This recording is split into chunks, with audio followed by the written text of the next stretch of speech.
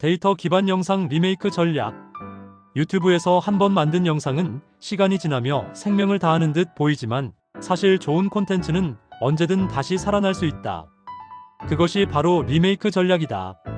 리메이크란 과거의 콘텐츠를 단순히 복사하는 것이 아니라 데이터로 검증된 성공 요소를 새로운 맥락에서 재해석하는 작업이다.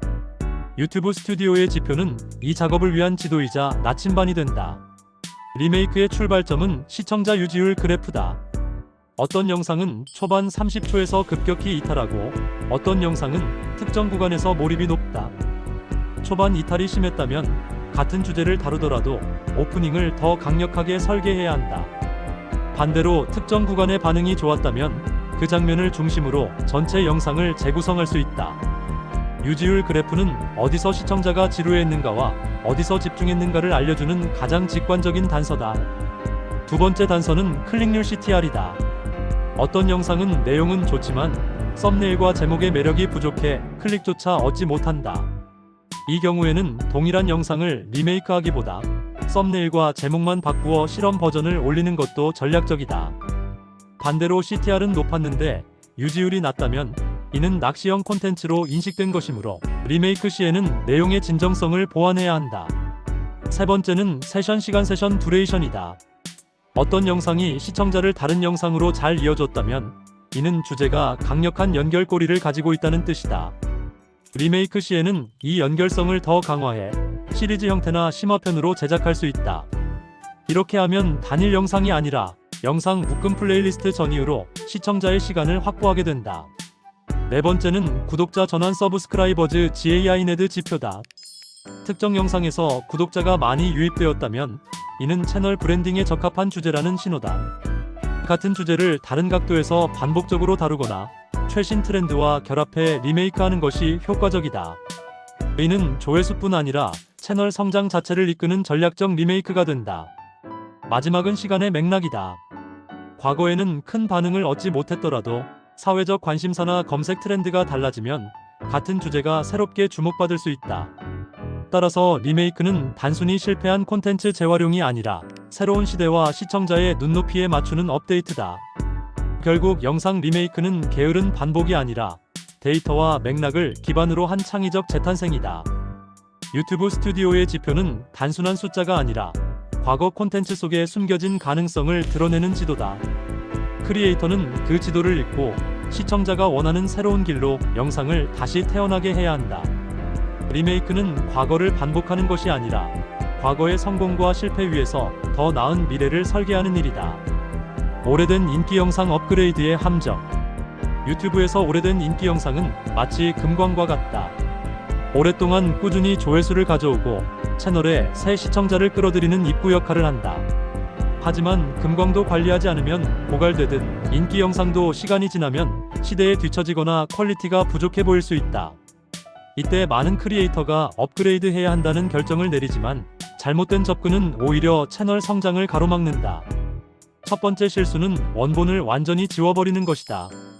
인기 영상은 단순한 조회수 자산이 아니라 알고리즘에서 채널을 대표하는 콘텐츠다.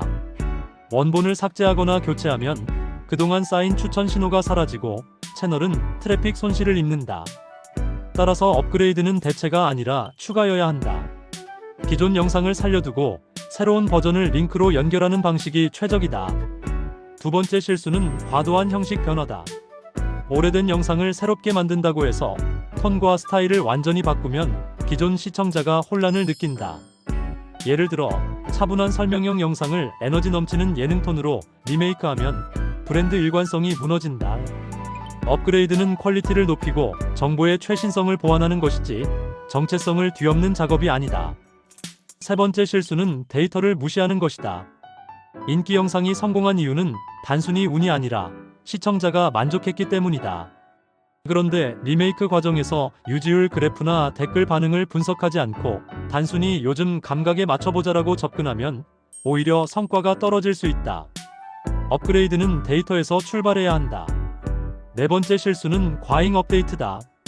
정보형 영상이라면 사실관계가 바뀐 부분만 보완해도 충분하다. 그런데 모든 요소를 새로 갈아엎으면 오히려 원래의 단순함과 명확함이 사라진다. 특히 시청자가 이미 좋아했던 포인트의 설명 방식, 편집 리듬을 잃지 않도록 주의해야 한다. 마지막 실수는 기존 팬덤과의 소통 부족이다. 인기 영상은 팬덤의 역사이기도 하다. 이를 업그레이드하면서 아무런 안내 없이 새 버전을 올리면 팬들은 옛날 영상이 더 좋았다라는 반응을 보일 수 있다. 따라서 업그레이드를 할 때는 여러분이 사랑해주신 이 영상을 최신 버전으로 새롭게 만들어봤습니다 라는 메시지로 팬덤을 존중하는 태도를 보여야 한다. 결국 오래된 인기 영상 업그레이드는 보완이지 대체가 아니다. 핵심은 원래의 성공 요인을 지키면서 시대적 변화와 시청자의 기대에 맞게 다듬는 것이다. 잘못된 업그레이드는 과거의 자산을 잃는 길이지만 올바른 업그레이드는 과거와 현재를 잇는 다리가 되어 채널의 미래를 더 넓힌다. 인기 영상과 새로운 영상의 균형. 유튜브 채널을 운영하다 보면 몇몇 영상이 꾸준히 시청자를 끌어오는 기둥 콘텐츠가 된다. 이 영상들은 마치 샘물처럼 오랫동안 조회수를 공급하며 채널의 안정적인 기반을 만든다. 그러나 크리에이터는 동시에 새로운 실험을 멈출 수 없다. 새로운 영상은 팬덤에 신선함을 주고 새로운 시청자를 유입시키는 창구이기 때문이다. 문제는 이 두 가지가 종종 충돌한다는 점이다. 안정과 실험의 균형. 이것이야말로 크리에이터의 가장 큰 숙제다. 첫 번째 전략은 비율의 설계다. 모든 업로드가 실험이 되면 기존 팬층은 이탈하고 모든 업로드가 기존 인기 콘텐츠의 반복이면 채널은 정체된다. 따라서 일정한 비율을 정하는 것이 중요하다.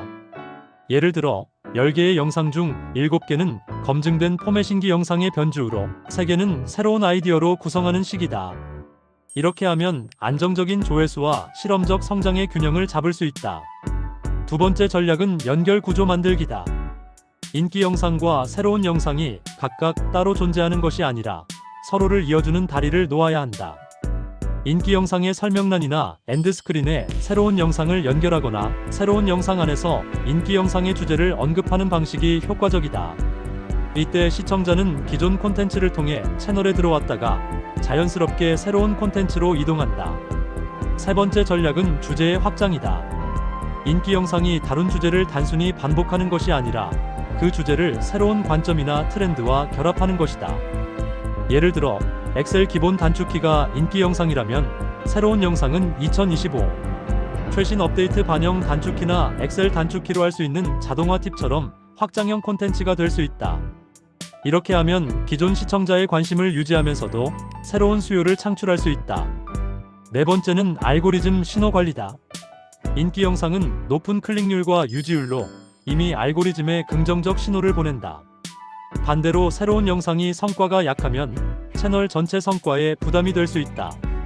따라서 새로운 콘텐츠는 초반에 적극적인 홍보 커뮤니티 탭, SNS, 팬덤 알림을 통해 알고리즘에 초기 신호를 주는 것이 중요하다. 마지막으로 중요한 것은 장기적 관점이다. 인기 영상은 당장의 안정성을 제공하지만 결국 시간이 지나면 성과가 줄어든다. 새로운 영상은 단기적으로 위험해 보일 수 있지만 미래의 기둥 콘텐츠가 될 가능성을 품고 있다. 따라서 균형이란 지금의 조회수와 미래의 가능성을 동시에 고려하는 투자 전략과도 같다. 결국 인기 영상과 새로운 영상의 균형은 선택의 문제가 아니라 순환 구조의 설계다. 인기 영상이 새로운 영상을 끌어주고 새로운 영상이 언젠가 또 다른 인기 영상으로 성장하는 순환이 완성될 때 채널은 단순히 살아남는 것을 넘어 성장한다. 안정과 실험은 대립이 아니라 브랜드를 키우는 두 개의 날개다. 에버그린 콘텐츠 제작의 주의점. 유튜브에서 에버그린 콘텐츠는 마치 오랜 세월에도 푸른 잎을 잃지 않는 나무와 같다. 특정 시기에만 반짝하고 사라지는 영상이 아니라 몇 달, 몇 년 동안 꾸준히 시청자를 끌어들이는 영상이다. 그러나 에버그린 콘텐츠를 만든다고 해서 자동으로 오랫동안 소비되는 것은 아니다. 제작 과정에서 몇 가지 중요한 주의점을 놓치면 콘텐츠는 금세 시효를 잃는다. 첫 번째로 중요한 것은 시대성을 과도하게 반영하지 않는 것이다. 에버그린 콘텐츠의 본질은 시간에 구속되지 않는 것이다. 따라서 제목이나 영상 속에서 특정 연도나 유행어를 강조하면 수명이 짧아진다. 예를 들어 2023년 최신 다이어트법은 시간이 지나면 검색에서 외면당한다. 대신 꾸준히 효과 있는 다이어트 습관처럼 본질적이고 지속적인 표현을 선택해야 한다. 두 번째 주의점은 정보의 깊이와 명확성이다. 에버그린 콘텐츠는 오랫동안 사람들의 문제를 해결해야 하므로 피상적 정보만 제공하면 금세 대체된다. 예를 들어 엑셀 단축키 TOPO라는 영상이라면 단순히 단축키를 나열하는 것이 아니라 실제 업무에 어떻게 적용되는지 사례를 들어야 한다. 깊이 있는 콘텐츠일수록 시간이 지나도 여전히 유효하다. 세 번째는 검색 최적화 SEO다. 에버그린 콘텐츠는 추천 알고리즘보다 검색 유입에 크게 의존한다. 따라서 제목, 설명란, 태그에 사람들이 오래도록 검색할 만한 키워드를 반영해야 한다. 빠른 영어 회화 같은 구체적 키워드는 해마다 꾸준히 검색되지만 이번 주 인기 영어 밈 같은 키워드는 금세 잊힌다. 검색 가능성을 고려하지 않은 에버그린 콘텐츠는 스스로 생명력을 잃는다. 네 번째는 시각적 연출의 중립성이다. 에버그린 콘텐츠가 오래 소비되려면 영상의 분위기가 특정 시기와 결부되지 않아야 한다. 예를 들어 지나치게 유행하는 배경음악이나 당시만 통용되던 밈을 삽입하면 영상이 몇 년 뒤에는 낡아 보인다. 에버그린 영상은 본질적으로 시간을 초월하는 무대여야 한다. 마지막 주의점은 업데이트 가능성이다. 에버그린 콘텐츠라 해도 정보는 조금씩 변한다. 따라서 처음부터 이 영상은 언제든 후속편이나 보완 영상으로 연결될 수 있다는 구조를 염두에 두어야 한다. 예를 들어 엑셀 초보자를 위한 필수 함수라는 에버그린 영상이 있다면 새로운 함수가 추가될 때 후속 영상을 만들어 기존 영상과 연결하면 수명을 연장할 수 있다. 결국 에버그린 콘텐츠는 단순히 오래가는 주제를 고르는 것이 아니라 시간을 견디는 설계를 요구한다. 순간적인 화려함 대신 본질에 충실하고 특정 시대를 넘어설 수 있는 연출을 하며 업데이트의 여지를 남겨두는 것. 이 모든 주의점을 지킨 영상만이 진정한 에버그린으로 살아남는다. 코어 팬층과 수익 모델의 연결. 유튜브 채널이 성장할수록 크리에이터는 단순 조회수 기반의 수익만으로는 한계를 느낀다. 광고 수익은 변동성이 크고 알고리즘의 변덕에 좌우된다. 그러나 채널을 꾸준히 지탱하는 힘은 언제나 코어 팬층이다. 이들은 단순히 콘텐츠를 소비하는 것이 아니라 채널이 제시하는 가치에 동의하고 그것을 자신의 삶에 적용하며 심지어 주변에 전파하기도 한다. 따라서 수익 모델을 설계할 때 코어 팬층은 단순한 소비자가 아니라 동반자로 바라봐야 한다. 첫 번째 연결 전략은 프리미엄 콘텐츠다. 코어 팬들은 이미 무료 영상으로 충분한 가치를 얻었기에 더 깊은 배움이나 경험을 위해 기꺼이 지갑을 연다. 멤버십 전용 강의, 심화 전자책, 라이브 워크숍은 단순한 유료 상품이 아니라 팬덤과의 특별한 관계를 의미한다. 중요한 것은 가격이 아니라 무료 영상에서는 얻을 수 없는 차별화된 경험을 제공하는 것이다. 두 번째는 굿즈와 브랜드 제품이다. 코어 팬층은 단순히 실용적 물건이 아니라 상징을 산다. 채널의 로고가 새겨진 티셔츠, 슬로건이 들어간 다이어리, 영상 속 밈을 활용한 스티커는 팬덤의 정체성을 보여주는 도구다. 굿즈는 물리적 수익뿐 아니라 팬덤을 외부로 확장시키는 마케팅 장치이기도 하다. 세 번째는 커뮤니티 기반 수익 모델이다. 코어 팬들이 서로 연결될 수 있는 온라인 공간 디스코드, 멤버십 포럼, 카카오톡 오픈 채팅 등을 운영하고 그 안에서 정기 구독 모델을 도입할 수 있다. 이 공간은 단순한 대화방이 아니라 팬들이 서로의 성장과 경험을 공유하는 작은 생태계가 된다. 팬덤은 그 공간 속에서 브랜드와 더 깊이 결속된다. 네 번째는 참여형 프로젝트다. 코어 팬층은 수동적 소비자가 아니라 함께 무언가를 만들고 싶어 한다. 팬 아이디어를 기반으로 한 영상 제작, 팬이 직접 참여하는 이벤트, 공동 창작 굿즈 제작은 단순한 판매를 넘어 협업적 수익 모델을 만든다. 이 과정에서 팬은 소비자가 아니라 브랜드의 공동 창작자로 자리 잡는다. 마지막으로 중요한 것은 진정성의 유지다. 코어 팬층을 수익화하려는 순간 관계가 거래로만 느껴지면 팬덤은 무너진다. 따라서 언제나 팬들이 얻는 가치가 우선이어야 한다. 당신의 지지가 이 브랜드를 키운다는 신뢰 위에서만 코어 팬층은 기꺼이 지갑을 연다.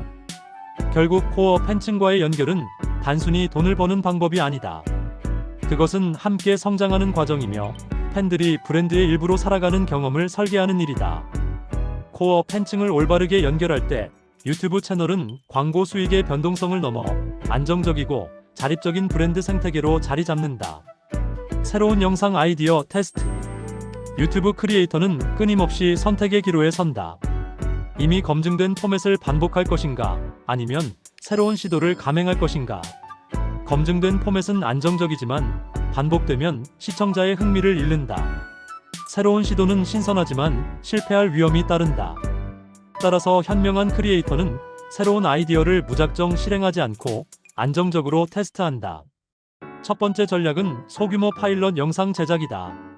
새로운 아이디어를 대형 프로젝트로 바로 실행하는 대신 짧고 간단한 버전으로 만들어 반응을 살펴본다. 예를 들어 새로운 시리즈를 기획했다면 3부작을 만들기 전에 단편 1편으로 실험한다. 이때 중요한 것은 퀄리티를 낮추는 것이 아니라 투자 규모를 줄이는 것이다. 두 번째는 유사 콘텐츠 비교 분석이다. 이미 다른 크리에이터가 다루는 비슷한 주제가 있다면 그들의 성과를 참고할 수 있다. 조회수, 댓글, 트렌드 반응을 살펴보면 새로운 아이디어의 잠재력을 미리 가늠할 수 있다.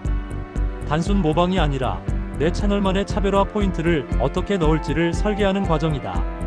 세 번째는 커뮤니티 사전 조사다. 유튜브 커뮤니티 탭, 디스코드, SNS를 활용해 이런 주제를 다루면 보시겠습니까? 라는 질문을 던진다. 코어 팬층은 특히 좋은 조언자가 된다. 그들의 반응은 단순히 의견이 아니라 미래 시청자의 대표 신호다. 네 번째는 제한적 업로드와 실험적 배치다. 새로운 아이디어는 모든 시청자에게 노출하기보다 특정 타깃이나 시간대에 집중적으로 테스트할 수 있다. 예를 들어 주말 오전에만 올려 팬덤 중심의 반응을 확인하거나 멤버십 전용 콘텐츠로 먼저 시도하는 방식이다. 이렇게 하면 리스크를 줄이면서도 실험 데이터를 확보할 수 있다. 다섯 번째는 데이터 기반 판단이다. 새로운 아이디어는 직관이 아니라 유튜브 스튜디오 지표로 평가해야 한다. 클릭률, 유지율, 구독자 전환율이 기존 콘텐츠와 비교해 어떻게 달라졌는지를 분석한다. 특히 유지율 그래프는 아이디어가 단순히 호기심에 의한 클릭인지 실제로 끝까지 몰입을 주는지 알려주는 지표다. 결국 새로운 아이디어의 테스트란 무작정 도전하는 것이 아니라 작게 시작하고 팬덤과 함께 검증하며 데이터를 바탕으로 확장하는 과정이다. 이 과정을 통해 실패는 최소화되고 성공의 확률은 높아진다. 그리고 이렇게 테스트를 거쳐 살아남은 아이디어가 결국 채널의 새로운 기둥 콘텐츠로 성장한다. 테스트에서 확장으로 새로운 아이디어의 성장 전략. 유튜브 채널은 실험과 반복 속에서 진화한다. 새로운 아이디어는 씨앗과 같다. 씨앗이 뿌리를 내리고 싹을 틔웠다면 이제 그것을 단단한 나무로 키워야 한다. 그러나 확장은 무작정 규모를 키우는 것이 아니라 테스트 데이터를 기반으로 한 정교한 설계를 요구한다. 첫 번째 단계는 반응 패턴 분석이다. 단순히 조회수만 보아서는 부족하다. 시청자 유지율, 댓글의 톤, 구독자 전환율을 함께 살펴야 한다. 예를 들어 영상 초반 반응이 폭발적이었다면 오프닝 포맷을 시리즈의 정체성으로 삼을 수 있다. 반대로 후반 이탈이 심하다면 확장 시에는 영상 길이를 조정하거나 결론부를 보강해야 한다. 확장은 무엇이 잘 먹혔는가와 무엇이 약했는가를 구체적으로 짚는 것에서 출발한다. 두 번째 단계는 시리즈화다. 성공한 아이디어는 단발성으로 끝나기 아쉽다. 파트 1을 제작하거나 연관 주제를 확장해 하나의 시리즈로 묶는 것이 효과적이다. 시리즈는 시청자에게 이 채널은 이 분야의 전문가라는 신호를 주고 구독자가 꾸준히 돌아오게 만든다. 중요한 것은 단순 반복이 아니라 점진적 확장이다. 같은 주제를 점차 깊이 있게 다루며 시청자와 함께 성장해야 한다. 세 번째 단계는 브랜딩 결합이다. 테스트 성공 아이디어가 단순히 영상 하나로 머무르지 않도록 채널의 정체성과 연결해야 한다. 영상 속 슬로건, 반복되는 연출 요소, 고유한 시각적 스타일은 아이디어를 브랜드 자산으로 만든다. 이렇게 해야만 아이디어가 콘텐츠를 넘어 채널 전체를 대표하는 상징이 된다. 네 번째 단계는 팬덤 참여 확장이다. 테스트 단계에서 좋은 반응을 보여준 코어 팬층을 적극적으로 활용해야 한다. 다음 편에서 다루면 좋을 주제는 무엇일까요? 와 같은 질문을 던지면 팬덤은 단순 시청자가 아니라 공동 창작자로 전환된다. 확장된 아이디어는 팬덤의 기대와 참여 위에서 더 큰 에너지를 얻는다. 마지막 단계는 멀티 플랫폼 확산이다. 유튜브에서 반응이 좋았던 포맷은 짧은 클립으로 잘라 쇼츠에 활용하거나 블로그 인스타그램에 재가공할 수 있다. 테스트에서 입증된 아이디어는 콘텐츠 자산이므로 다양한 플랫폼에서 변주될수록 파급력이 커진다. 결국 새로운 아이디어의 확장은 무작정 더 크게 만드는 것이 아니다. 그것은 데이터를 바탕으로 구조를 강화하고 시리즈로 확장하며 브랜드와 팬덤에 녹여내는 과정이다. 이렇게 확장된 아이디어는 일시적 흥행이 아니라 채널의 장기 성장 동력으로 자리 잡는다. 성공적인 확장이란 실험의 결과를 단단히 붙잡아 이례적 반짝임을 영속적 자산으로 바꾸는 일이다.